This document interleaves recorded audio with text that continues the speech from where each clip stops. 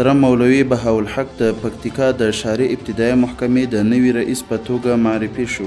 محترم مولوي عبدالمنان د پکتیکا د نظامي ابتدایي محکمې د نوي رئیس په توګه معرفي شو. د کونړ د مرافعه محکمې رئیس د یاد ولایت د دریو ولسوالیو له ابتدایي محاکمو څخه لیدنه وکړه. د سترې محکمې د جزا دیوان عمومي رئیس د امارتي ادارو د مسؤلینو ترمنځ د همغږۍ د لا تقویې په موخه خوست ولایت ته سفر وکړ. د زابل د مرافعه محکمې رئیس د یاد ولایت د څلورو ولسوالیو له ابتدایي محاکمو څخه لیدنه وکړه. د سمنګان محاکمو په 2 اونیو کې 114 دوسیو ته پر رسېدنه سربیره 130 وثیقې هم اجرا کړي دي.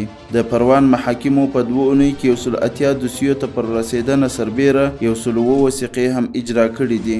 د غور محاکمو په 2 اونیو کې 193 دوسیو ته پر رسېدنه سربیره 111 وثیقې هم اجرا کړي دي. د نیمروز ولایت مرافعه محکمې هیئت د دغه ولایت له توقیف خونو مرکزي محبس او امنیه قومندانۍ څخه څارنه ترسره کړه. د جوزجان محاکمو په 2 اونیو کې 184 دوسیو ته پر رسېدنه سربیره 148 وثیقې هم اجرا کړي دي. د تخار محاکمو په 2 اونیو کې 402 دوسیو ته پر رسېدنه سربیره 316 وثیقې هم اجرا کړي دي. د فاریاب محاکمو په 2 اونیو کې 220 دوسیو ته پر رسېدنه سربیره 380 وثیقې هم اجرا کړي دي.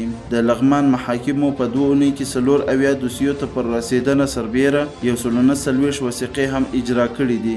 بامیان ولایت کې پر 3 تنو متهمینو د تعزیري سزا حکم تطبیق شو.